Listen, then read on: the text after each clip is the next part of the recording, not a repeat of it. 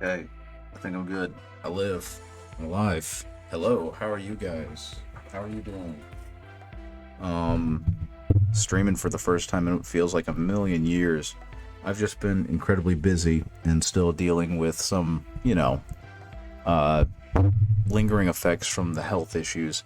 But I'm doing okay now. The to-do list is not Harnkin Pioneers. I'm not working on that at all. What I have instead, no, that's not what I want. What I have instead for today is some Hero Forge minis. This was part of a commission from a friend who would like me to paint three of them for his campaign, which I think includes some of his friends' stuff. So I am going to go ahead and continue working on that. Let me get rid of some of these pictures that were already in here, and let's add some new ones.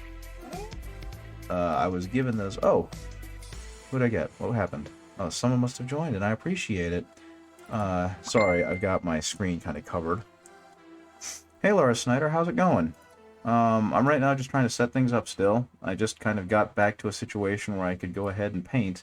So, I'm working on getting things set up. Instead of doing more Hammer stuff in specifics, what I'm doing right now is I got some Hero Forge minis that a friend wanted me to paint for him and his friends. And in this particular case, they don't play in person; they play online. So they didn't want them to be sized for gameplay, which I thought was kind of cute. Instead, I think I do. If not, I'm going to need to remedy that as soon as possible. But right now, I'm in the process of setting things up. So I'm going to go back and Actually, I'll go back and double check that. I have some time. Click, click. That's not Twitter. That's Instagram. Let's go back over here. Let's go to the notifications back when you... There you are. No, I'm going to go ahead and follow you back. Thank you for the follow. I do appreciate it. Yeah, so I've got these guys. This is supposed to be a druid of some type, and I'm going to try and continue color matching and working to make it look like they want it to. It's definitely a lot bigger than a regular D&D mini, and that's because they're more to be display statues, I suppose, than actual minis. And that's perfectly fine with me. They're a lot of fun to paint this way, and they make nice little things to have at your desk when you're working. So I'm going to continue working on this guy, and we're going to see what he ends up looking like. Now, the color of his skin is kind of a very pale lavender into a gray, so I'll have to figure that out. The backpack, I'm definitely going to need to keep working on. It looks like he's got some cream or some like pale yellow khaki for the trim on his backpack. The staff is going to have to be a brown. For the most part, I've got that down. I'm going to have to highlight up the colors of his pants to get them to go from this kind of pale gray-green into something a little more saturated. But yeah, should have some fun with this. Let's see how this goes. Did I have this color up high enough? Let's make that a little brighter for me. Okay, into this dark green. I think I'm going to work on his pants for a minute, and then I'll move on to working on something else. But right now, I'm actually using a heavy gray, which for some reason reads very much as a kind of gray-green. So that's how this is going to work out. And I'm mixing in a little bit of this, actually I think I'm going to do this in stages. I don't need to go straight to the flat green right now. So let's get the paintbrush going. Let's see what this looks like. I'm going to do a little test on a part of him no one's ever going to see. Is that going to be bright enough? That's probably actually a little too bright, I think. So I think I am going to go ahead and mix in some of the flat green to make this a little bit more saturated a green color, because the flat gray, the heavy gray, looks just a little bit too dull. So let's go ahead and mix in some of this flat green and see what we can do. But yeah, still kind of recovering from doing all the breathing tests and the asthma medication and the other stuff I'm on, so it's making me a little bit wonky. That, and right now I'm a school teacher and we're reading Mouse, which, if you've never read Mouse, I strongly suggest you do. It is a fantastic book. It does a great job of highlighting and explaining the Jewish experience during World War II in Poland. It's an autobiography. This might be a little too creamy. I might need to add some blue and some darker colors to this. Maybe a black will do it. I'm kind of learning this as I'm going along to try and get these colors, which is part of the fun of doing these paint jobs that I personally would never kind of go through myself, knowing that I'm trying to color match. It makes it more interesting for me. It allows me to experiment and try new colors, try new paints, and really see how far I can push the creativity on some of these models. So let's see, that should work. Yeah, that's a lot closer to the color that I'm looking for. So I'm gonna go ahead and block in this color, and we'll see how well I'm able to take this into the color that they're actually looking for on the Mini. I think what might have happened though is that the initial just kind of dark gray and black really just kind of muted out and desaturated the initial color, and so it's not quite dark enough, and I'll have to blend in some heavier shadow later. But right now this should work okay for me to try and figure this out. Now what I do need to do is find a new rigging setup for the lighting, because right now with how I have my camera set up, it's definitely a little more difficult for me to find a good position for my supplementary light. Hey AKA Former, how's it going? It's been a while since I've seen you guys because I've just been gone. I've been a little bit more ill than I'd like, a little bit more like just physically weak and tired than I like, so I haven't really streamed as much as I've wanted to.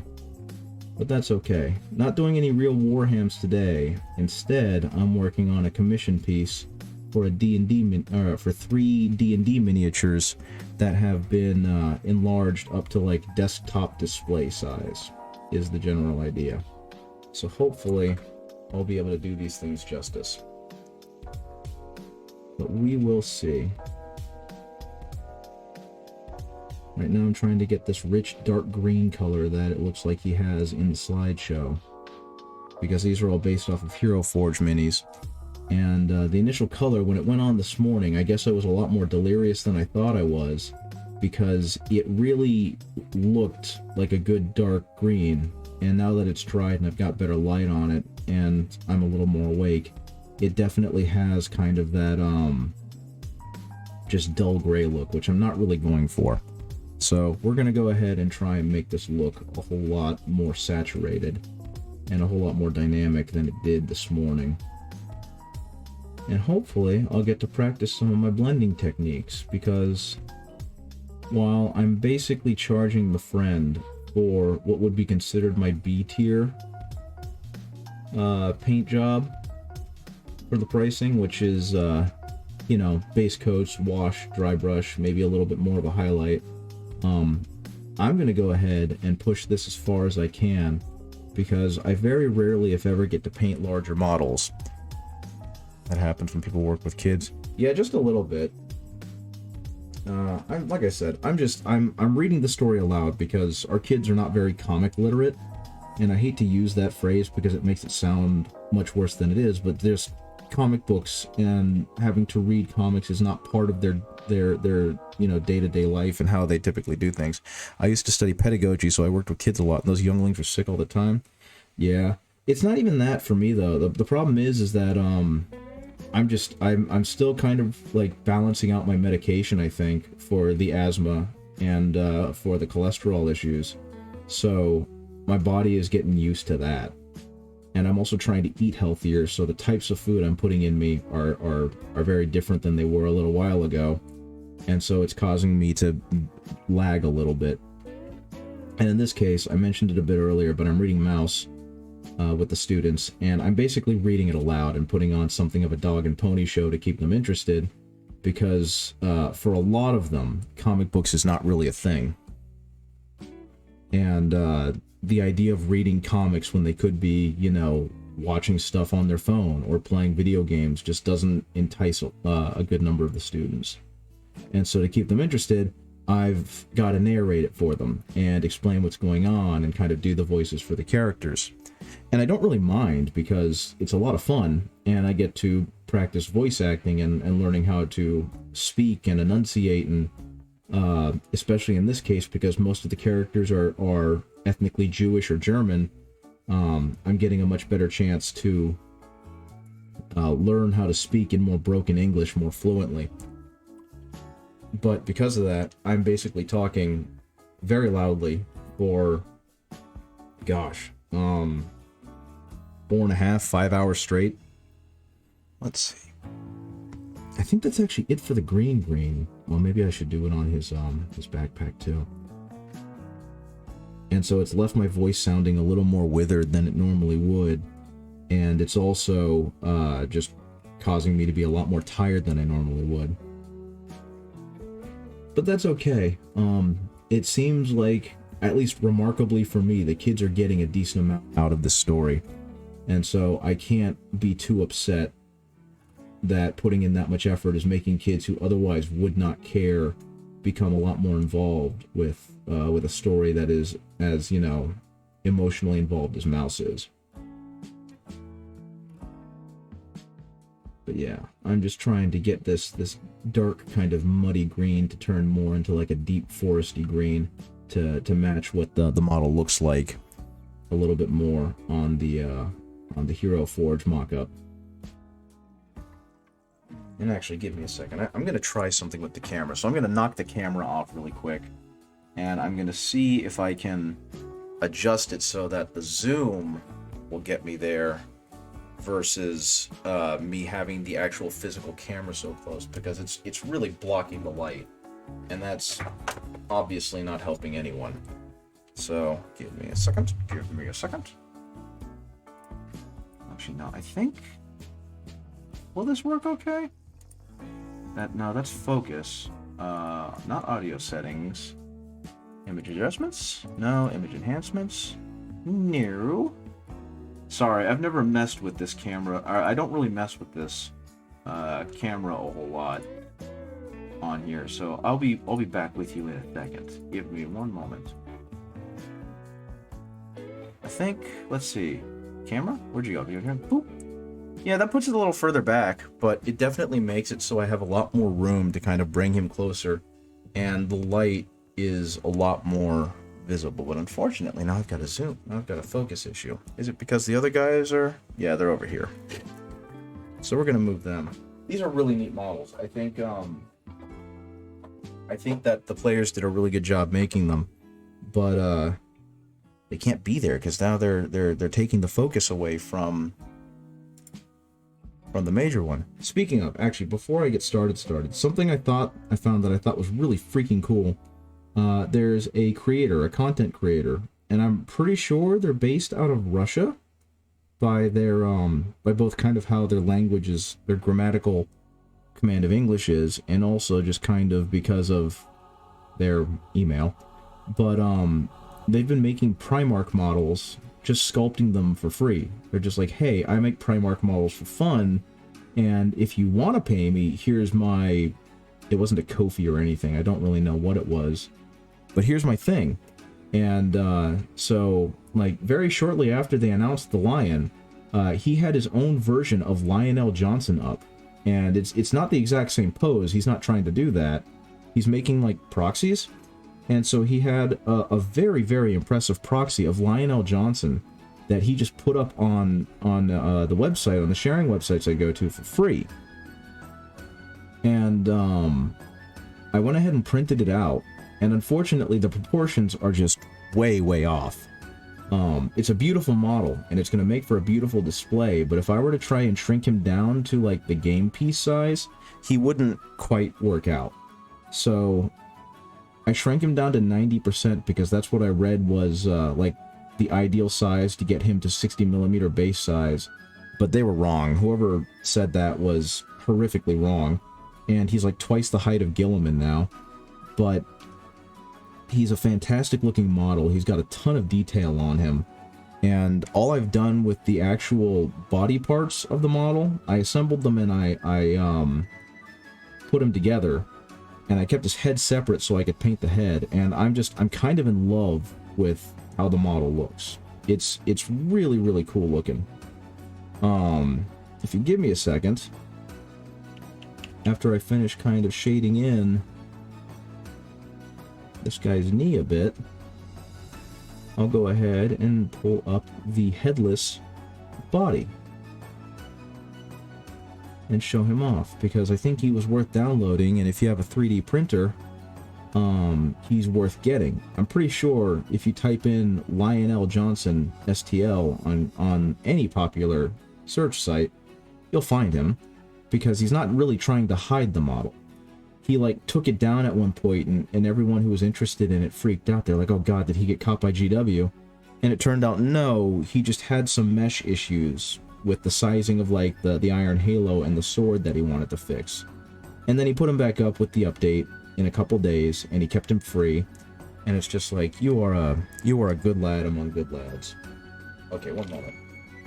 So first of all, this is the head that he has for Lionel Johnson. Is it gonna zoom? Is it gonna focus? Come on, computer, don't do this to me. Why are you fighting me?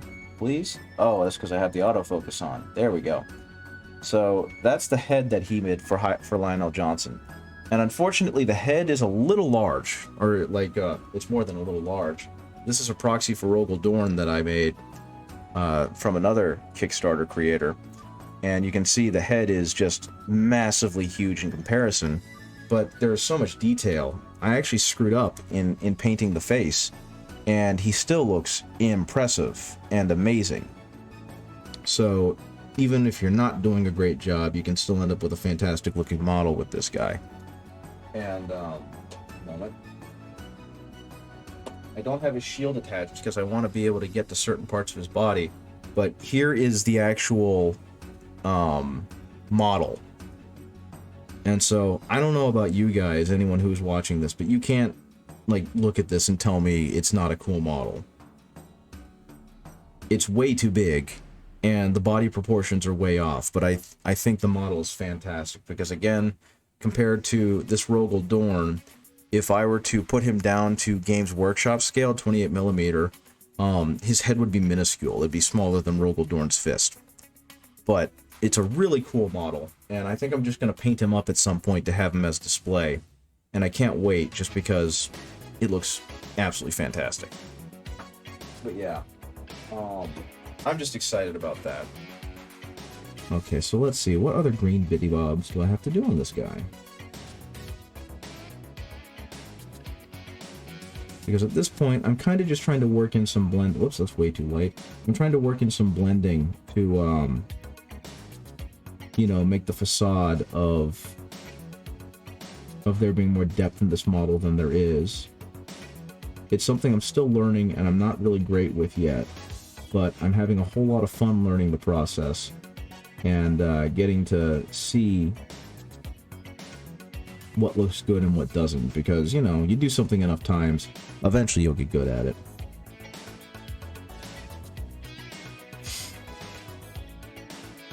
Okay, let's hope I'm not making this too dark again. Oh, he's way too far away. Let's bring him closer. Also, let's get my damn hands out of the way. There we go. Hopefully that's much better lit. Looks like it. At some point, I'm going to learn how to properly light my video capture stage, because one thing I have noticed is whenever I put the light in certain places, it just straight up either gets blocked by my hands, or I just struggle in general to not hit it with my paintbrush. And clearly that's not a good thing. But yeah, I've been doing pretty okay.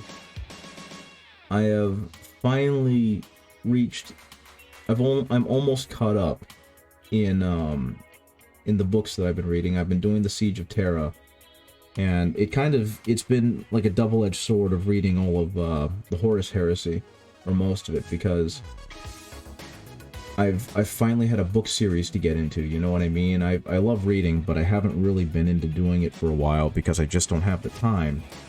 And more recently, I got into the Horus Heresy, and it's like fantastic. I have a book series I can obsess over. I really missed doing this as a kid. And so I've gotten the chance to do that again.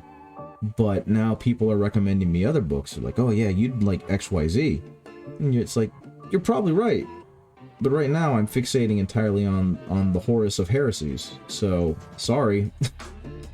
It's like, well, when are you going to be done? I don't know. It's over 70 books. I guess I'll be done when I'm done. And I'm finally reaching that endpoint. I finally caught up. I'm on Echoes of Eternity, which is the third to last book of the series. As I understand it, Dan Abnett couldn't help himself and split the final book in the series, The End and the Death, into a two-parter. So, they've released The End and the Death Volume 1, and I have made sure, since I'm so close, not to spoil it. I have steadfastly refused to look up any spoilers for The End and the Death. I have refused to enter any topics on 40k lore about The End and the Death. I went onto a Wikipedia page to look up a certain character and saw that they had spoilers from The End and the Death, and I immediately backed out. So, I'm very excited to read it, and I hope that it turns out to be really good given that it's Dan Abnett writing, and I can't wait. It's, at this point for me, it has not been anywhere near as long as it's been for some other fans of 40k, because I didn't start getting into the hobby until very recently. So, for me, I've only been waiting a few years of solid reading, but I know that there's a ton of people who have been waiting, like, 15 years at this point to get to this end game, and they've slogged their way through some truly mediocre novels. Yeah, that's looking a lot closer to what I want. Hey Snowtwig, how's it going? I'm waiting for this guy to do his turnaround so I can figure out if I've greened up his green enough. Because when I first started working on him today, he was kind of a really ugly slate gray. I think it's gonna need more brown. These guys are Hero Forge minis. I have a friend who has been commissioning me, just kind of irregularly, to paint Hero Forge minis for his D&D stuff. And he plays virtually, so he doesn't want the little tabletop guys. Instead, he wants them to be like statue-sized. So, I mean, you can see, this guy is far bigger than a tabletop role-playing game figure. I blew him up to about 300% size, which I think puts him at 7 or 8 centimeters. I'm not exactly sure, but he's clearly a large lad, and so I'm trying to paint him to look, have enough visual depth to make him interesting. I'm doing okay. I'm very tired. My body is still kind of adjusting to all the medication I'm taking now for the asthma and for the cholesterol and the blood pressure and everything. But beyond that, I feel great. But I've also been reading, golly, I forgot what it's called. I just said it. Mouse. If you've never read Mouse, it's really, really good. I actually like it as a book outside of teaching it in English class. But the kids themselves are not super good at comic book literacy because it's just not a part of their life.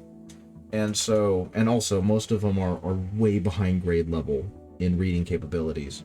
So I've been reading the parts of the story out loud to them, and they've been following along. And it's been fun because I get to kind of continue to work on learning how to voice act, and which is just a little minor hobby of mine. And I've gotten to learn how to speak, even though grammar-wise some of the things that are said are really broken because the main character's father speaks English as like his 5th language. So it's been a lot of fun doing that, and it helps the kids understand the plot because they're not having to fight their own literacy to get through it. But my voice is very, very strained due to that. You know what I mean? So it's part of the reason why I just haven't had time to stream recently, because I get home late, I'm exhausted, I've also had a bunch of other projects that I've been working on. And so by the time I actively get to a time where I could stream, it's too late, and I just don't feel like doing it. I feel like I'll get maybe a 30-minute stream in, and that just doesn't feel right. Now, something that has been incredibly fun, at least for me, is that I've been working on getting that 40k army set up for my Space Marines, my Imperial Fists. And I've been trying to stay away from the Primaris stuff, which I'm pretty sure you've been here to listen to me talk about. But I reached another milestone a couple days ago because I finally finished printing all of the models I need. So, I was down to needing a Whirlwind, which is a big artillery tank that fires, missiles off the back of a pod, and a drop pod. And after some finagling and futzing and trying to figure it out, I finally have both of them printed and assembled and primed. And I've got the Whirlwind, the second Whirlwind, almost done. He just needs a couple more dry brushes and then potentially a wash if I'm feeling squirrely, because the washes always tend to really futz up the Whirlwinds or the tanks. But that's looking really good, and I've got my drop pod primed and ready to go. I just need to find time to paint him, because right as I was about to, I got the Leagues of Votann trade that I did, and I got this commission to paint these models, or to print and paint these models. So yeah, I've been fairly busy, and it's been a lot of like messing with the printer and figuring it out and getting things set up. And because of that, I haven't really had time to stream. Which I'm not complaining too much, because it's like I've been so busy making money and doing things that make money or pursuing personal hobbies that streaming has kind of fallen to the side for a minute. And I don't think I'm ever going to complain about that. What I am going to complain about is how badly the lighting is not helping me here. Though that is entirely a personal problem. Some parts of him I'm going to actually have to go back into the model and look at to make sure that I'm getting the right colors.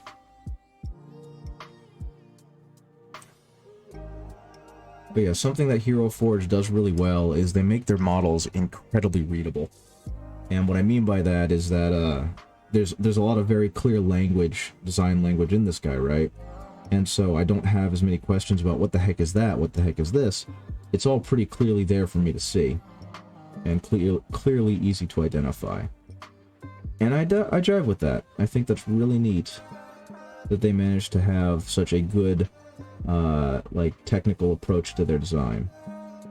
Aesthetic approach to their design? I guess that's what it would be called. So I've seen you streaming a little bit, but I haven't had time to catch you because every time I get your notification, I'm in the middle of teaching. What have you been up to?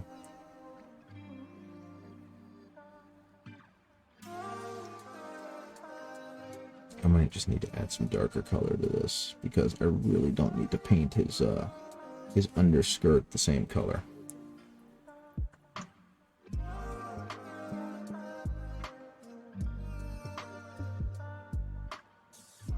That's good. That's the right color. Maybe even a little darker.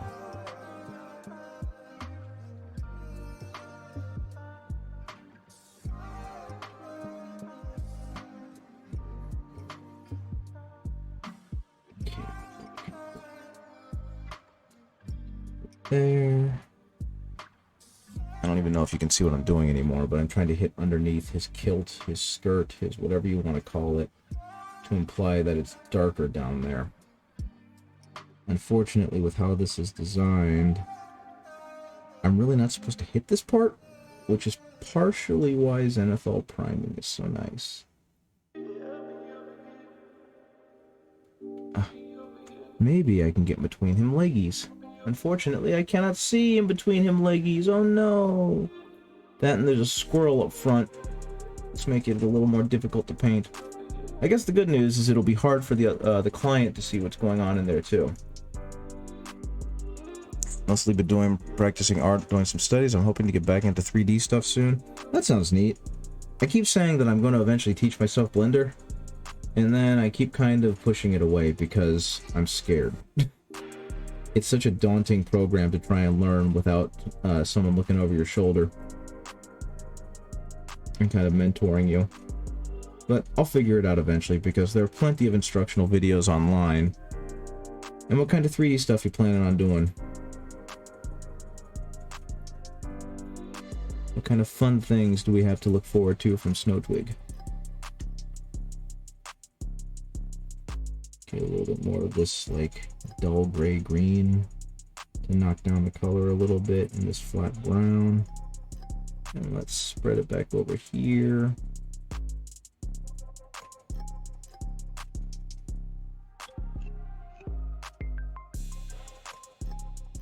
Really get it in there.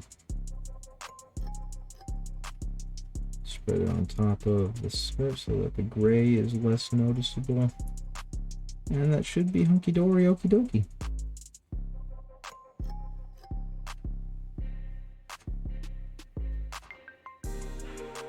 Okay. And I think the rest of that leather cloth he's wearing, it looks to be similar. And it actually looks like they highlighted the entire thing with like a khaki or a tan. So I guess that's going to be next on the list after I finish giving him an overgarment, which I believe, this is the only problem with printing them so much bigger, is a lot of the finer details that make for sharp divides on the model suddenly become a lot softer because they grew proportionately with the model. But I'm trying my best. I want to learn Blender so I can copy my models into Tabletop Simulator. Exactly. That's definitely a big thing too that I would be interested in. I will be honest, I'm not super interested in Tabletop Simulator simply because I enjoy the physical aspect, but that doesn't mean I wouldn't love to copy my models into Tabletop Simulator. And yeah, it's the way I understand it is I basically just got to get over the anxiety of what if my model looks like crap and just fight through it, because I'll spend a lot of time making crappy models until eventually I'll get it comfortable with it enough that my models won't be crappy. Been doing a little 3D character fan art. That's neat. From any specific game or any specific TV show? Or is this another creator who you happen to like and you decided to do some fan art for him? Speaking of fan art, I'm really sad that I missed Community Day. I was really excited to show off like the entirety of my 2,000 point Imperial Fist army to Doig and Swift, even though they probably aren't the most excited to see more Warhams. Your models look like crap, but it's your crap. I disagree. Your models probably look friggin' awesome. I don't think any models look bad unless they're actively trying to make them look bad, you know? Another creator's designs? Well, that's freaking neato.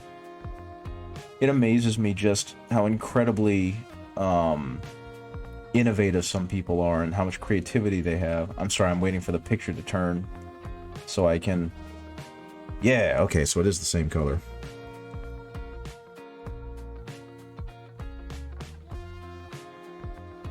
But yeah, it just absolutely blows my mind how much creativity there is out there and how little of it gets, you know, quote-unquote mainstream exposure. So, I love what the internet and what social media has done for that. I'm playing a one-page rules campaign on Tabletop Simulator, so I'd love to use my army there. That would be a good place to do it. One-page rules is like the perfect place to have a completely custom scanned in, custom modeled army, right? I love the one-page rules. I think it's a great system. It looks like 10th edition Warhams is like borrowed pretty liberally from one-page rules design while also keeping a little more complexity depth, but not so much that it's back to 9th edition shenanigans, and I'm really all for it, and I cannot wait to try to play 10th edition. I'm kind of sad that the Imperial Fists are basically losing all identity, because that was the thing that sucked about them in 9th, is that they were just bad. And so I was hoping 10th would have, you know, better chapter tactics, better chapter traditions and whatnot to make the Imperial Fist playable. But I guess their decision was, Rather than trying to make all of these granular chapters good, why not just give them battalion types and let them figure it out? And I think that's bloody brilliant. It's not what I want. It's not even close to what I want, but it's such a good answer that I can't really disagree. More green into this to make myself more of this weird khaki brown color that I'm using. It seems to color match okay with what they got. I think this is going to get a fairly decent dry brush of like the buff khaki color that I use to really highlight some spots on this model, because that feels like it would fit with the job that the original creator did for this.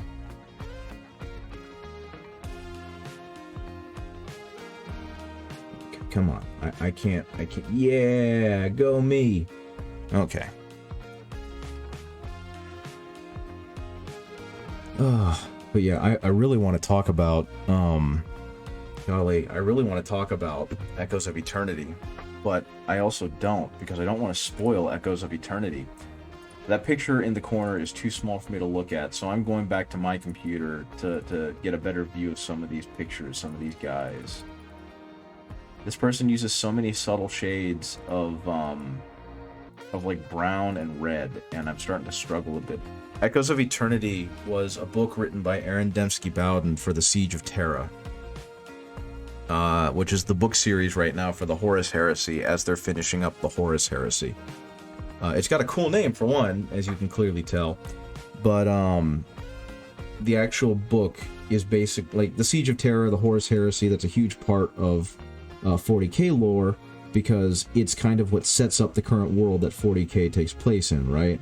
One of the Primarchs, Horus, falls to chaos. He turns traitor. He takes 8 brothers with him, and in the process almost completely undoes everything that the Imperium had established under the Emperor of Mankind. Eventually, he makes it to Holy Terra, which is, or not Holy Terra, just Terra at the time.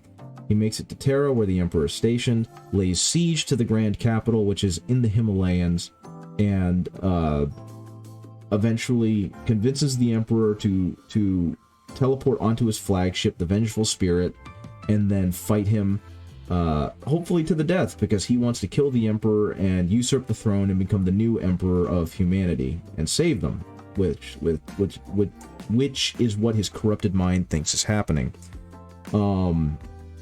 It ends with Horus dying. He basically is Control-Alt-Deleted out of existence by the Emperor, because Horus kills Sanguinius, who is like the greatest brother. Of all of the Primarchs, Sanguinius was the most well-loved, he was the most well-respected, and he was... What I don't like about one-page rules that one of the guys in the campaign did, stacking defensive buffs. Dude plays Custodian Brothers with Tough 3, 2+ defense, shield wall, and regen. Unless you have serious anti-tank weapons, you don't even have to bother shooting at them. That is absolutely true. One-page rules is not perfectly balanced, but it definitely tries its best to be balanced for like casual gameplay. And you're right. I mean, I kind of figure that that's part of the experience of playing against Custodian Brothers, though, because they're meant to be nigh indestructible. So you've really got to worry about the fact that they are nigh indestructible and fight them accordingly. And unfortunately, that's got to be really hard, because not every army has great access to anti-tank. But I suppose in that case, you could potentially have enough chaff to either overwhelm him with rate of fire, or the other one, simply outmaneuver him and take points and hold them by the end of the game when he can't, because he has so many fewer units to play with. The best way to fight them is don't fight them. That is fair. It's like the old Dynasty Warriors game. Don't pursue, Lu Bu. The pronunciations in that game still make me wince. But going back to the Horus Heresy real quick. Horus kills Sanguinius, who's considered, the greatest Primarch and the purest Primarch, and that tells the Emperor that there is no saving Horus. So he Control-Alt-Deletes him, and it erases him from existence, right? Like, even his soul is erased. And in the process, though, the Emperor is critically wounded. They put him on the Golden Throne to keep him alive, and that's why he now has to have, I think, 10,000 Psyker souls a day to keep the Astronomicon, the big beacon that allows warp travel for humanity, powered. And in the meantime, the Imperium kind of devolves into this horrific theocratic mess that stems because of fanatics who believe the Emperor was indeed a deity, gain power, and it just continues getting worse from there until we get to 40K proper. But the Horus Heresy is a really darn good book series. Didn't he kill Horus after Horus killed the other dude, the human perpetual soldier? That's up for debate. There supposedly, as the Emperor was lying there wounded, and Horus is like, "I won, I'm the best, look at me go."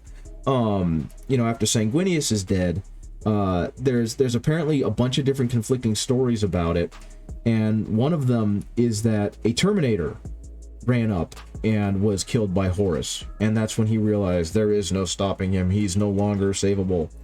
And then there's another version that it was just a regular guardsman that for some reason was on the Vengeful Spirit and had teleported up with the Emperor and the Custodes and with Rogel Dorn and yada yada, and that was enough to tell him, Horus is not savable. And what it seems like they're doing in the books is that Dan Abnett, I think it was Dan Abnett, he introduced this idea of perpetuals, which were supposed to be, people that couldn't truly die. They would just be reborn. And there's one of them named Olanius Persons. And supposedly in the old lore, that was the name of the soldier, the mortal guardsman. But they've turned him into this perpetual that's been alive for thousands and thousands of years.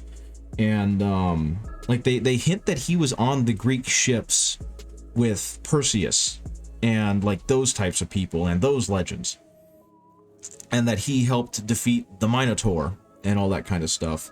But for unkillable they die a lot. Well, permanently unkillable, I guess. And from what Soft Servo was telling me, who is a friend of mine, what he was telling me was that they were told to like end the perpetual line, so they've been slowly killing them off throughout the books. Like one of them, actually, again, I don't want to spoil too much because he's still reading through them and he's the one who got me into them, so I don't want to spoil it for him. One of them dies to give his immortal spark back to Vulcan so Vulcan can live. I can't say Vulcan lives without being incredibly triggered now because of those terrible Nick Kime books. Vulcan lives! Vulcan lives! But yeah, it would be neat if Sanguinius killed him and succumbed to the Black Rage, but I feel like they've spent so long insisting and saying over and over again that Horus, or the Emperor kills Horus, that for them to pull that kind of 180 or to pull that kind of plot twist, it would feel really, I don't know, I feel like it would be unsatisfying. I really don't know. I trust Dan Abnett. I feel like he's the best. I mean, everyone's pretty aware he's the best writer that the Black Library has, and I feel like whatever he decides to do, I'm pretty much all for it. I know they killed Erda, who was supposedly a woman who helped build the Primarchs, because they had Erebus go find where she lived and then just kill her. Though she went out like an absolute, unit. But yeah, I don't know. I feel like the Blood Angels have enough to be miserable about. And making it so that their Primarch secretly killed Horus would just feel weird, especially because it doesn't feel like there's been anything else that narratively lines up to that. But I don't know. I have no idea what's going to happen, and if they manage to make it, if they manage to do it in a really good way, I'm not going to argue. You know what I mean? It is what it is. They'll figure it out. I trust the Black Library. They do a really good job already, and I feel like they're going to do a fine job with finishing up the Horus Heresy. But yeah, Snowtwig, Echoes of Eternity is the third to last book in the series, because it turns out that the last book, Dan Abnett couldn't help himself and he turned it into a two-parter. Black Library is the publishing house that was created by Games Workshop to publish books, to write and publish novels. So that's kind of their big thing. I feel bad because I'm so deep into it that I kind of forget that a lot of people don't know about these things. So thank you for calling me out and being like, this thing, because you're making me stop and reevaluate. Wait a minute, he's not gonna know what that is unless he's really into it. But yeah, there's a big there's a large number of Warhammer fiction books, and they've been written and published by the Black Library for decades now. And I think the Black Library is a reference to a mythical place in the Warhammer universe that supposedly contains like all the information. And I don't know how much of that is supposed to be like a sly nod to the idea that it contains like all the codexes and manuals and et cetera, which would be very silly, but I don't know. I think I did a decent job color matching his robe. It is a craft word with all the information about chaos. Yeah, something like that. I think I did an okay job matching. Guarded by the Harlequins. Yes. That I do know to be true. If only because of if the Emperor had a text-to-speech device. Okay, so I'm not sure how I'm going to get the feathers on his arms, or the leaves, or whatever those are. Are they color matched to his... No, they're a darker color than that. Are they, though? They look like they're the same color as the cloth on his armbands and his tunic. They're just, you know, more dark since there's more shaded. And also, I seem to have miscolored his strap. It looks like it's more of the reddish brown of his backpack than the khaki brown that I've been doing. And, oh yeah, I got the reddish brown by putting red in brown.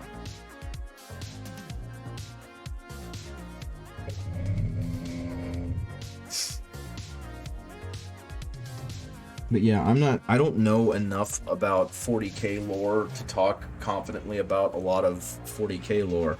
I basically started with the Horus Heresy, and then took a very slight detour when I read Belisarius Cawl, The Great Work, and then I've just been buried in 40k lore since then.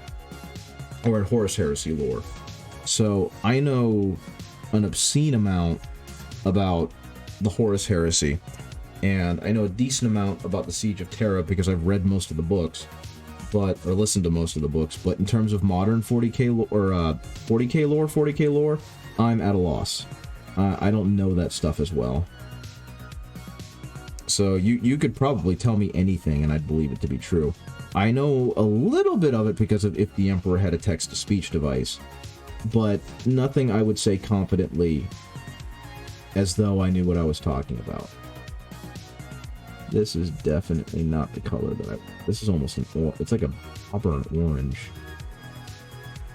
I'm looking closer to get to the, I'm actually looking closer to try and get to the color that the center strap is so that it matches the backpack. How the frickle-frack did I get that color? Maybe if I add a little bit of brick in there?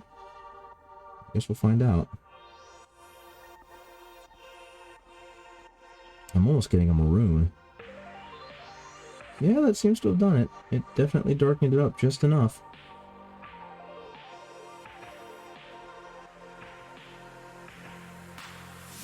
But yeah, I really want to talk about Echoes of Eternity because I can't talk about it with Soft Servo.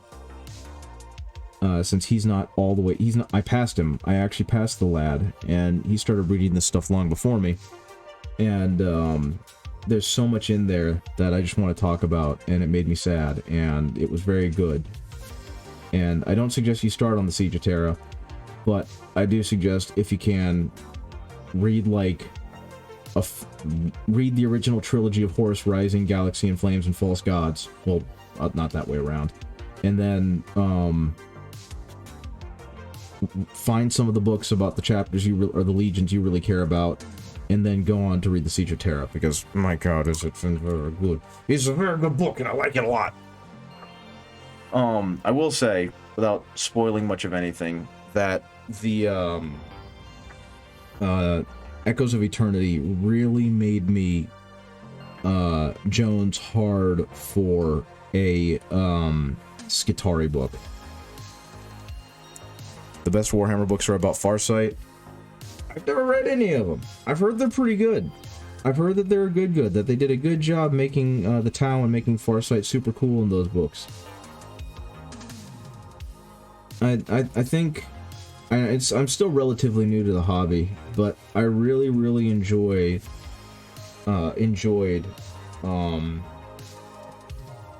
pretty much anything written by Abnett. I think Dan Abnett is a tremendous author, and he does such a great job bringing humanity and pathos to his characters. And I feel the same way about Aaron Dembski Bowden. I'm at the point where I don't think that man can do any wrong. You listen to them on Audible? That's fair. That's what I do. Except I don't listen to them on Audible. I acquire them through independent sources in MP3 format, and then I listen to them that way. I am not doing anything illegal. But yeah, it's been incredibly worth the read, and I'm really happy that that I was introduced to them, because this was the exact kind of meat and potatoes crap that I enjoy. And the fact that they have enough competence to, you know, write with some complex concepts and bring in major themes and yada yada yada, while still having the fun of it being in this stupid world that I enjoy, just makes me happy. So my next thing that I'm really thinking about is, it seems like his shoulder pad is made out of metal, but he's a druid, and I have two issues. One, I'm debating, do I really want to do this with, you know, a metal paint? Oh, there was more of him to do that too. Oops. Because if I do, then it's kind of one-dimensional. He'll be shiny, he'll have the pop, which is fine, I guess. Or do I want to do it in non-metallic metal and try and like flex on it a little bit? So I'm having a little bit of an internal conflict on how I want to deal with that. And I suppose eventually I'll come up with something. But right now, I'm going to go ahead and fix a spot that I forgot. I did not realize that this part right here was part of his robe, because I had a small brain moment.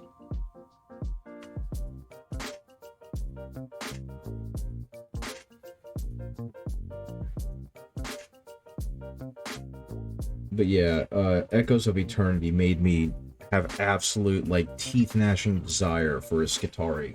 A book about a Skitarii squad. It can be like a Dirty Dozen thing, I don't care. But Aaron Dembski Bowden did such a good job humanizing the Skitarii in Echoes of Eternity that I just now have an incredible, unquenchable desire to hear more about Skitarii.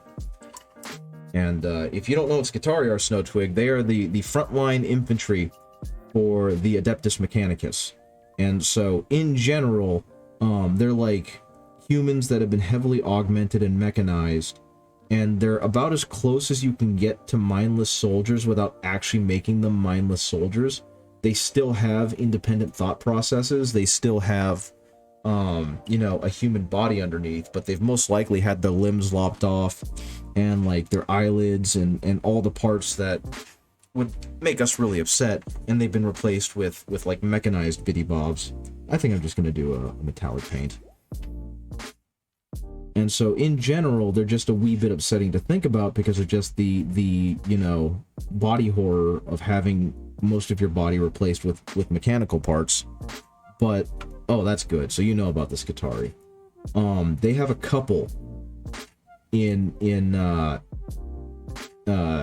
Echoes of Eternity, and the way that they are characterized has turned me into such... I like the Skitarii enough already. I think aesthetically they're beautiful, and they're really cool, and you know, etc., etc. But the way they're characterized in Echoes of Eternity is just deeply upsetting with how incredibly sympathetic and human they are. And so I have an uncontrollable urge now to find out more because he did such a damn good job. I can talk about this. I think you got Squad Escatarian open somewhere. Well, if you have the time and you have the patience, you should so very go ahead and paint them up. And give them all unique robot-themed names. Something that I did because I was lazy or just impatient was I just went ahead and put them all together and then painted them as such. Something Soft Servo suggested was to, like, don't attach the legs until you're done painting them, because otherwise you really can't get to the trench coat behind it. And I do agree, that's probably the smart way to do it. I didn't, because I figured that part of the trench coat no one was going to see anyway. But if you really want or need it to look good, that's what you should do, is paint it in sub-assemblies with, like, the upper body done and then the lower body done, and then put them together. But, like, they have one in the story. It's a Skitarii Marshal named Transista, got X76 or H76. I don't remember her name. But she's introduced in this small vignette where it turns out that she and a single, like, guardsman soldier are the only two left alive in an area, right? And he's, like, slowly dying because he's decided he's safer near her, but her weapons give off, like, a steady pulse of radiation, which for her means nothing because she has been, like, sanctified and blessed by the Omnissiah and yada yada yada. But for him, this is clearly killing him. And despite that, he doesn't really care. He'd rather die next to someone who he can find protection and companionship with than just, you know, be brutally murdered by the roving bands of Astartes. And so we get some great conversation between the two as they try and figure out where to do and where to go and what to do. And then as they're talking, they realize that they hear a roving band of Astartes, and they realize it's Emperor's children. And so they've got no choice. They've got to deal with these guys, because otherwise they're going to be found and they're just going to be killed. And through the entire time that they're talking, he's speaking like a grunt, right? He's swearing, he's using catchphrase, or like, frick, what's the word I'm looking for? He's using idioms, he's, you know, saying stuff like that. And meanwhile, the Transista is just kind of like, well, physically this is clearly not happening, so I have no clue why he's saying such things. But she starts understanding that he's using idioms.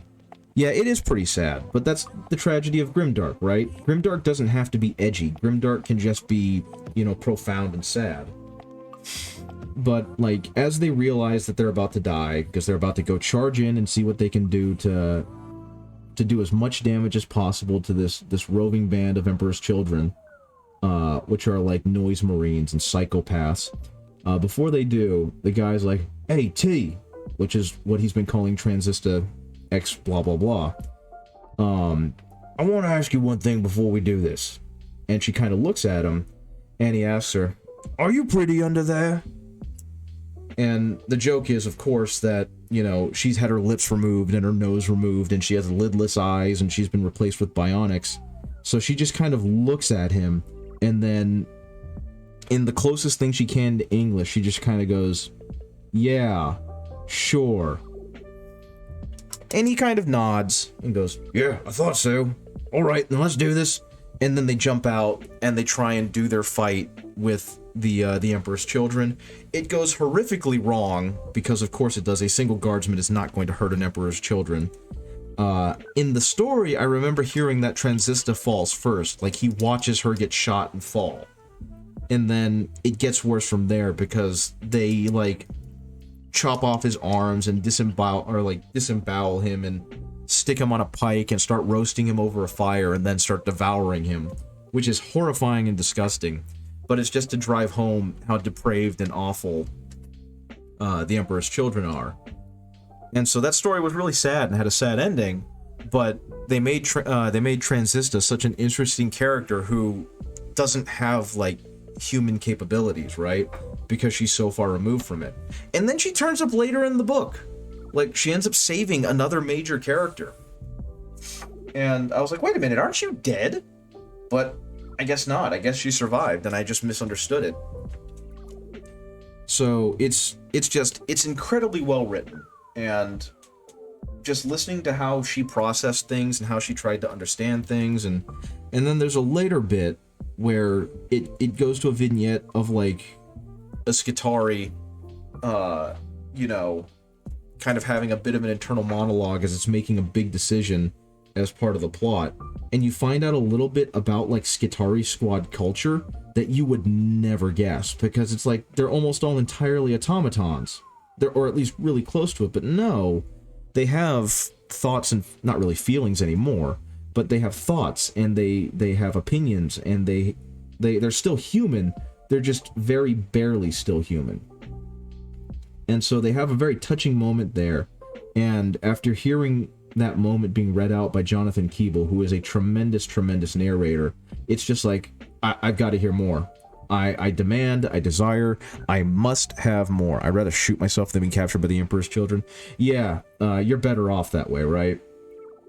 The Emperor's Children, if you've ever seen Firefly, the way that Zoe describes what happens if Reavers catch you in the pilot episode, they're like that, but worse. In fact, I kind of wonder who's worse in a lot of cases. Would you rather be captured by the Emperor's Children or by the Dark Eldar? Because they're both horrific in every way, and they're both going to do terrible things to you. And you're going to have to be alive through all of it, right? So it's like, which one's actively worse? I guess it might be the Emperor's Children, because they're going to kill you eventually. And then your body, your soul will be consumed by Slaanesh, and, you know, it sucks. But the Dark Eldar are going to keep you alive for as long as possible to delay Slaanesh's consuming of them. So it's just like, there is no good answer here. I think you're right. I think it doesn't really matter. I think either way, you're just absolutely a pooper creek without a paddle. Swimming in a sea of sick with no floaties on. Whatever you want to call it. Either way, it's going to end very, very badly for you. Yeah, Snowtwig, I'm not sure if you know much about the Emperor's Children or about the Dark Eldar, but the Emperor's Children are the Space Marines that follow Slaanesh and are therefore all about pain and torture and pleasure of themselves and creating the utmost suffering in other people. And the Dark Eldar are so terrified of being consumed by Slaanesh that they've decided the way to fix that problem. This was Echoes of Eternity, and it's not even a big part of Echoes of Eternity. It's like a small bit. I think the first story with the soldier and Transista is like 2 or 3 pages long, and then the other bit that made me really interested in like a Skitarii squad subculture is like a paragraph. These are very tiny bits in a much bigger book about much bigger things, but they were just so incredibly well presented by Aaron Dembski-Bowden that it's like, I gotta get more. I can't stop here. There needs to be more about these specific things. And that's something that like the best authors of the Black Library do, is they expand on the culture and like the lives of these specific groups that otherwise are just kind of caricatures, and make them incredibly fascinating. If you want a really good one of my favorite books, one of my favorite books in the entire series, Horus Rising is a great place to start. Horus Rising does a great job of introducing you to Space Marine subculture, and it just makes them so much more fascinating than big muscly superhumans that scream for the Emperor, right? So that's one way you can start if you want to really get into the heresy. The other way is if you're interested at all in like the Ultramarines, which they're generally not that interesting because they were the poster boys of 40k for so long. If you want a book that completely and utterly redeems them, No Fear is the book. No Fear does such heavy lifting for turning the Ultramarines into an absolutely badass, like, you want to read more about them Legion. Because until then, all we really had was the Codex Astartes does not approve of this bid. right? From like the games. And No Fear talks about the betrayal at Calth, which is when the Word Bearers basically caught the Ultramarines by surprise and almost completely destroyed their home of Ultramar, their home domain of Ultramar. And the way the book is written, the narrator himself, who I'm normally not much of a fan of, everything about that book is just amazing. And I will say, it's a book that made me fist pump when something happened. And it's like, you're listening to a dude read a story. If you're that engaged, it must be doing a pretty good job, right? And that really is what No Fear was for me. It was such a good book, and I don't like the Ultramarines. That's a really good one. If you want to hear about the Space Mongols being absolutely amazing and being more than just gotta go fast Space Mongols, Scars by Chris Wright. Chris Wright is a good place to start. He does a great job turning them into an actual fleshed out, interesting legion beyond Space Mongols gotta go fast. Saturnine, even though it's in the middle of the Heresy, or in the middle of the Siege of Terra, is another Dan Abnett book, and it'd been a while since I'd read a Dan Abnett book. You know what I mean? He's not used as the author for every one of these, because then he would have no life and they would just have to hook him up to a coffee machine or something. But Saturnine is like a big, important, not really turning point, but kind of last thumbing of their nose at Horus's hordes as they lay siege to Terra. And the book, a lot of the book is about accepting death and kind of the end of life, and it does a great job being contemplative about it and presenting it in very interesting ways. Kind of, but not always. They do a good enough job about keeping the story self-contained or giving you a little blurb with the important keywords if you don't. Like, hey Red, how's it going? Like, I read 36 of the Horus Heresy books before I finally realized I wasn't having fun anymore. Do you know what the Europeans said during the Mongolian invasion in the medieval era? What did they say? What did the Europeans say during the Mongolian invasions in the medieval era? I'm curious where this is going.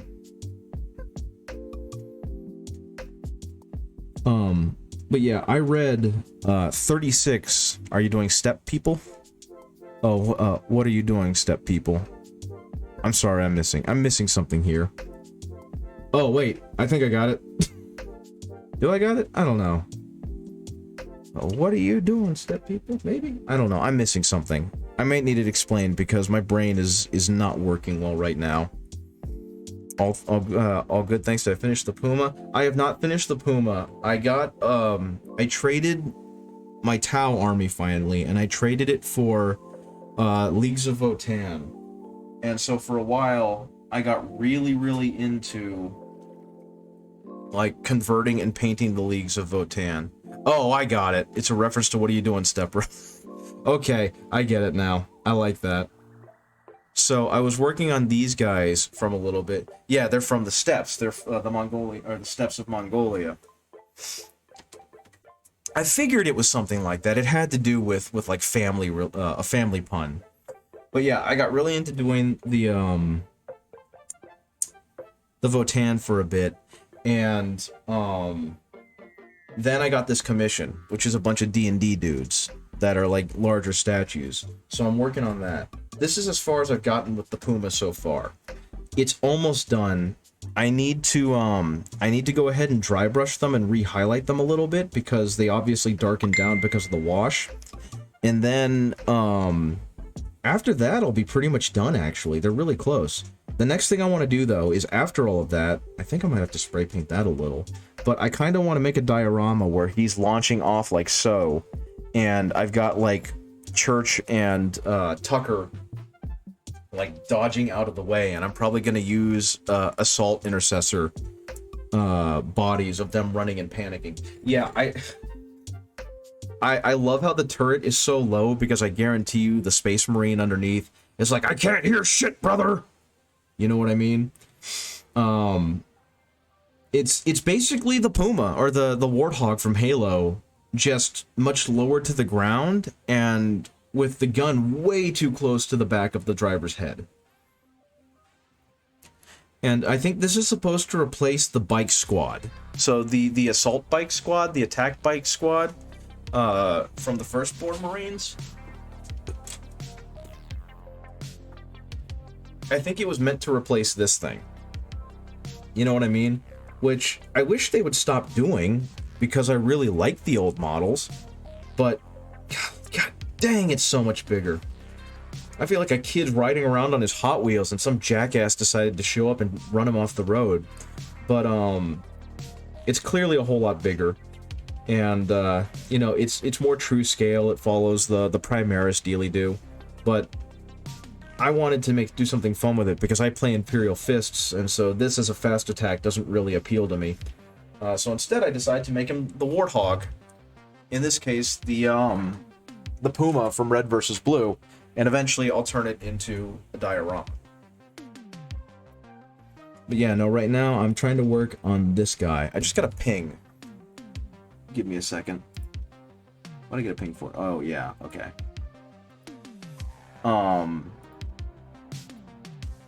Yeah, so, sorry, my brain just potatoed on me. I've been pulled like 3 different directions. Why would anyone play Imperial Fist? Because I am stubborn. The actual reason I am playing Imperial Fist is actually that I am just a stubborn, stupid bastard. What you call it? Which actually fits right in with the Imperial Fist mantra. But, no, actually, it's because I really liked Rogol Dorn in text-to-speech. Bigger means less to put on the table, plus Games Workshop are going to phase out Firstborn. Yeah, they kind of are. The new Stern Guard look really good, but they're Primaris, and I don't like them. I used to love the Black Templars, then I found out they were Imperial Fist successors. Yeah, but they're like the crazy racist uncle at the Thanksgiving dinner, in terms of Imperial Fist successors, so that makes them better. But, yeah, back when I bought the Indomitus box just on a whim because I wanted to have an army that wasn't Tau. So I bought the Indomitus box, and it came with the Necrons, and it came with the Space Marines, and I was like, I don't want to paint them Ultramarines. I don't like Ultramarines. So I was watching a lot of If the Emperor Had a Text-to-Speech Device at the time, and I really liked Rogol Dorn, and I thought that his depiction was hilarious. Don't know, all Czech people are crazy and racist. Probably a little bit, yeah. No offense to Czech people, I am purely being silly there. But anyway, what you call it? Yeah, I just really liked Rogol Dorn and thought that he was really funny. So I went with the Imperial Fists, and then I found out yellow was an absolute bitch to paint, and so I doubled down. Because that had been my story up until that point with 40k, was it's like, you know, the Tau are one of the worst armies in the game, right? Yeah? Okay. So now I'm doubling down on playing the worst army in the game. And then I was like, I'm going to paint them just like the box. They're going to be white, and they're going to have metal trim. And it's like, you know, metal trim's really hard to paint, right? Yeah? And? So I just doubled down on painting them white. And then I started finding out more about the fists, and I really liked their nature and whatnot. And I just kept going into it. And then I found out that the fists were the absolute worst Imperial or Space Marine army on tabletop, and so I doubled down. I heard it's good underpainting yellow with pink, and you are absolutely right, sir. It is. Give me a second.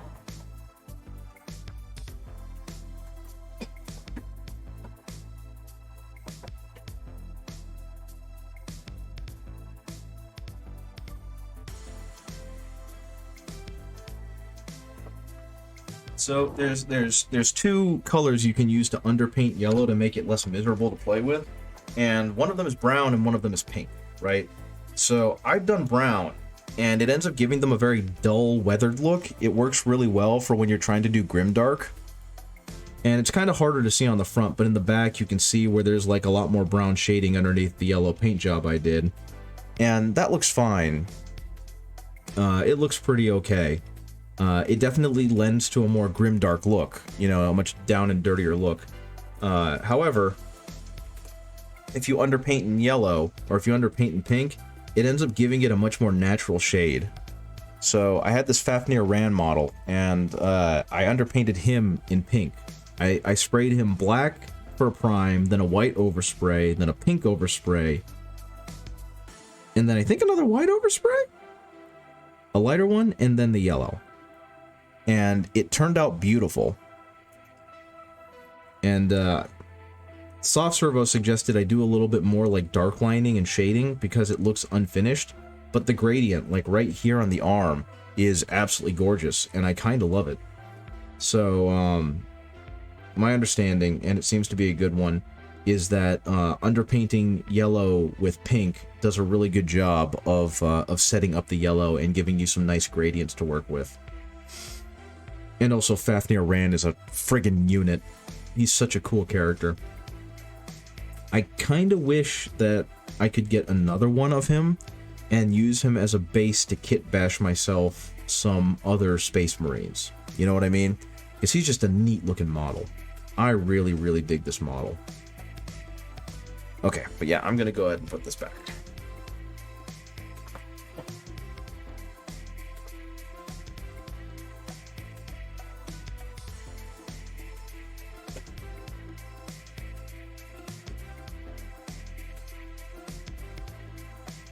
Now, I've become pretty darn good at painting yellow. I'm not gonna say I'm really great at it or anything, but I definitely have a strong understanding of it, I'd feel, with how much I've done it. I don't know what color this is supposed to be, so what I think I'm going to do is I'm going to mix some black, mix some brown, and mix some of this heavy gray, and see if that will give me a dark, rich enough brown that I feel comfortable using on the feather trim on his arms. And of course I'm going to ruin it all by getting a whole bunch of water into the mix, so now it's a functionally useless color.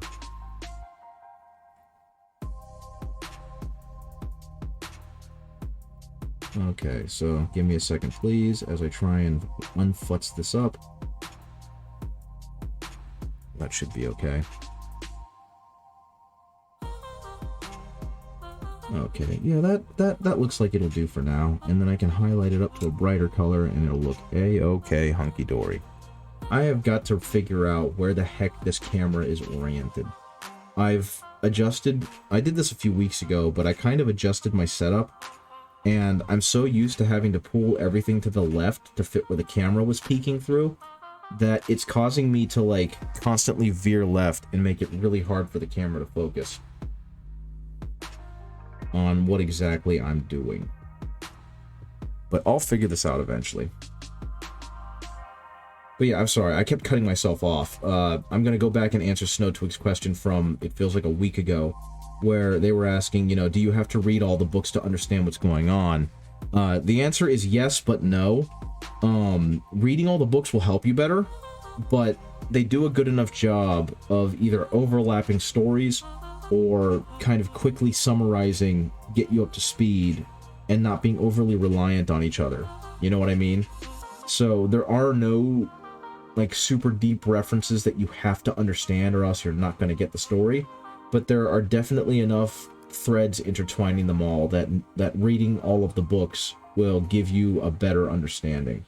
Like like I said, I read about 36 of them before I stopped, and because I was just absolutely hating the Salamanders books, and I tried to skip that one and move on to the next one, and I didn't like that one, and that happened a few times until I settled on just listening to Scars and doing that trilogy. You learned all of your lore on YouTube. Not a bad place to learn. Obviously, it's going to be a slightly truncated version, but there's nothing wrong with that. That's where I started. I learned with guys like Luton and Adeptus Ridiculous and guys like that, and also reading the wiki. But if you're interested in reading the books, they offer so much more depth and like crunch for you to play around with in your brain. And that's kind of why I got into it and like it so much. But the best example I can give you, like I was saying, is I got tired of reading the books for a while. I got a bit of book fatigue. So I skipped around until I found one that I liked, which was Scars by Chris Raitt. And I basically read the White Scars books, which were Scars and I think Path of Heaven. And I read Master of Mankind, which is the book by Aaron Dembski Bowden about the Emperor and about the war in the Webway. And then I read The Buried Dagger, which was the last book of the Horus Heresy proper, and it talked about the fall of the Death Guard to Nurgle, finally. And in other than that, I kind of skipped like the last 20 books. And because of that, there's certain bits I'm missing from the Siege. But they do a good enough job of explaining what happened in like Cliff's Notes that it's not that bad. Like there's a Titan, like an Imperator class Titan, that has the sentience of a human being upload into it, like the female leader of the Titans of that house. And I don't remember which book she's supposed to be from, but I think it's one where the Blood Angels were actively fighting the Sons of Horus or something. But she saw Horus fall. It might have been Wolfsbane, actually. I don't know. But she saw Horus fall and saw that he was clearly hurt and that he was carried away, and that's what kind of carried the day and allowed them to escape. And that was from a book that I didn't read, but they explained it quickly and clearly enough that I understood why she was there. And that also happened with Vulcan in the Siege of Terra, because he's just suddenly reappeared in the Webway. And I didn't know how he got there, but they kind of offhandedly mentioned that he's been there with Malkador. He, like, showed up on Terra because of shenanigans that happened in his own arc, and he ended up communicating with Malkador, and now he's on Terra protecting the Webway as the last line of defense from Chaos, right? So I didn't have to read 5 books to find this out. They gave me just enough information in the individual books to get me up to speed. So you don't need to read all 5 million of them, but they definitely provide deeper context if you do. Like, there's another book where Garviel Loken is the main character. And Garviel Loken was the main character of the first 3 books. And he supposedly dies. Like, the way they set up his last part in the 3rd book, he dies. There's like a planetary bombardment, he sees it coming, he closes his eyes, and he accepts his death. And that was the original plan, was that he was going to die there. But I guess he was a popular enough character that they brought him back. And in like a side novella, another character who I think it's Eacton Cruz, or it's Nathaniel Garrow, I forget who, but they go back to Istvan 3 and find him, and find that he's gone completely insane, supposedly. And so it's kind of like the other person's job to bring him back from the brink. And in The Vengeful Spirit, I think it is, he leads a kill team that's supposed to put markers ahead on the Vengeful Spirit so that when Leman Russ, the Primarch of the Space Wolves, attacks it, he knows where to go. And one of the major characters in that book is a character named Eacton Cruz. And he has a history with Garrow because they both served with Horus as the Luna Wolves, and Cruz escaped, and that's why he's still alive. And so the fact that he's been in all these books is semi-important, because when he dies, you get the full impact of his death. But, you don't need that for the book. It's perfectly fine. They emphasize pretty clearly enough that he's like Loken's last real tether to the old Luna Wolves. And once he dies, Loken kind of finally gives up on ever returning to that and swears that, you know, Horus is irredeemable or something. It wasn't a very good book. It was one of those books where they had a different narrator than they originally had, because they had Toby Longworth narrate the first 3 Horus Heresy books. I hope I didn't spoil that Eacton Cruz dies. Or are you talking about Garviel Loken? Because Loken, as far as I know, has not died. But Eacton Cruz dies in The Vengeful Spirit. I'm really sorry if I spoiled that for you.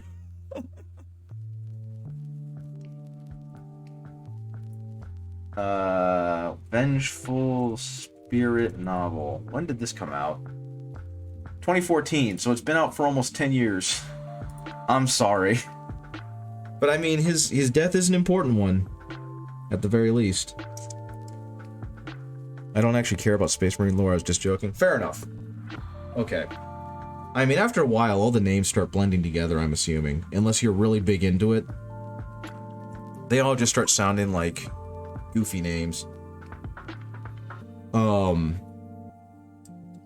I will say that my sarcasm meter is actively broken.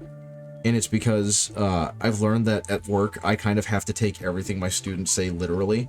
Because if I don't, there's going to be a chance that I'm going to misinterpret what they're saying, say something that makes them really mad at me, and then kind of ruin their day and mine. So it's gotten to a point, and there are some students who just aren't very good at you know, tone. But it's gotten to a point where I unless I know the student really well, I can't really play the sarcasm game with them. So I treat everything that is said literally until they tell me that they're either joking or that what they said isn't true. And it also helps it so it has an inadvertent effect of helping it so that they're not sarcastic with me a lot. Hey Isidore, how's it going? Oh, you're lurking. Very cool. I hate to say it, but I'm about to go. I'm about to go have dinner because it's like 6:20, which is around the time that I go get dinner and eat with my wife. But this guy is turning out pretty good. He's very basic right now because I'm just blocking in color. Don't you dare blur him for me. And eventually I'll go back and I'll give him some better shading. But right now, he's looking pretty solid. And eventually he'll look even more solid. And I will say, something I thought was really cool that I always forget about. If you ever get an airbrush, or you use an airbrush, make sure to dilute your paints enough. Because I'm apparently really, really bad at it. Because I've been diluting my paints, not enough, and so they've been coming out splotchy. And I've wondered, what the heck am I doing wrong? Why am I not getting these good, smooth colors? And then I put more than I expected to use, or more than I thought I would need, of paint thinner in the pot this time. And his blends in his Zenithal highlight are just absolutely gorgeous. So, you're always going to need to thin it more than you think you do. But yeah, he turned out pretty good. I think for about an hour and a half's worth of incoherent rambling, he ended up looking like a pretty good amount of progress. The other two models also look fantastic. I don't know if you saw them, but like I really like this Warforged one. I think he's a Warforged Artificer, but he's got that really cool Guandao. He's, you know, investigating this neat artifact. He's gonna have some cool object source lighting going on and some glowing. Overall, I think whoever designed him did an absolutely fantastic job with like the visual language of making an interesting pose. So that was a really cool one. And I really like this, I think he's supposed to be a warlock, because he's got like a great facial expression. He's got the screaming skull in the flames that's going to be fun to paint. He's got a fanciful pose to work off of. He's got the horrifying book with the screaming mouths in it. There's a lot of fun to play with here, and I greatly appreciate the effort that was put into making these guys have good poses that are going to be fun to play with. Thank you. I'm going to go ahead and, will this clean off? Is this going to, yes, that's going to be long enough, and especially now that they cured, that should be a-okay. Knock that off. One more time though, just because I don't know how many of you guys saw it, I really like showing this model off, because it just shows you how incredibly talented, like 3D sculptors are getting. Just check out this model of the lion. Just look at this guy. Tell me this isn't an amazing looking model, man. I mean, it's such a cool looking model. For an independent 3D sculpt that the guy's not charging a red cent for. And again, I didn't do the greatest job on him face, but it still manages to look so dang good. It's so good. I know, right? All of this was free, Snowtwig. He just had it up. He's like, if you want to donate to my Not Ko-fi, then donate to my Not Ko-fi. But free. He also has one of Angron and Lehman Wolf, or Demon Angron, Lehman Russ, and a Vulcan. But it's such a good model. Yeah, these are free. You just download the STL and print them. And I mean, same with his shield. He's done such a good job with these things. And actually, since you guys haven't seen it yet, I've downloaded a different STL. I paid for a different STL. Downloaded a different STL of a where'd it go? Don't need the slideshow. Of a different Whirlwind that's supposed to fit the stuff better. So the doors obviously didn't print perfectly, but things fit a whole lot better on this model than they did on the other one, where I was like kit bashing two different makes. And there's a whole lot more detail than I can realistically put in here. Does this thing open? Did I do it wrong? Yeah, no, I sealed that shut. In the actual version of this model, so the way this is supposed to be done as intended, the doors are supposed, I don't think they're supposed to open. The doors are not supposed to open, but the back is supposed to open, and they completely modeled the interior. So if I wanted to, I could actually put in like benches. I could have a Space Marine on a computer so he can monitor the targets for the Whirlwind. There's a lot of fun stuff that could have been done with this model. But I just needed a second Whirlwind to go along with the first one that I painted. And finally,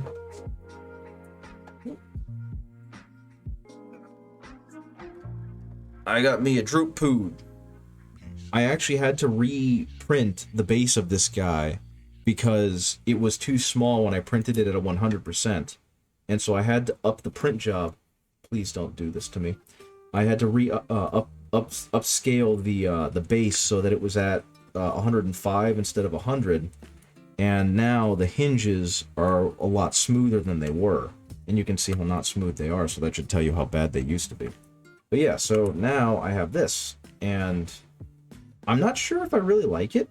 Like, everything still seems to be just a wee bit off, and I think it's just because the fit still isn't great. So what I might end up doing is I might end up just going ahead and buying a drop pod, because it's a cool enough model that I feel like owning a plastic version of it wouldn't be a bad investment, right? Also, I really like drop pods. I think they're like the coolest thing in Warhammer besides the bolter. So, having a legitimate one doesn't seem like a bad investment. Okay, this is gonna snap.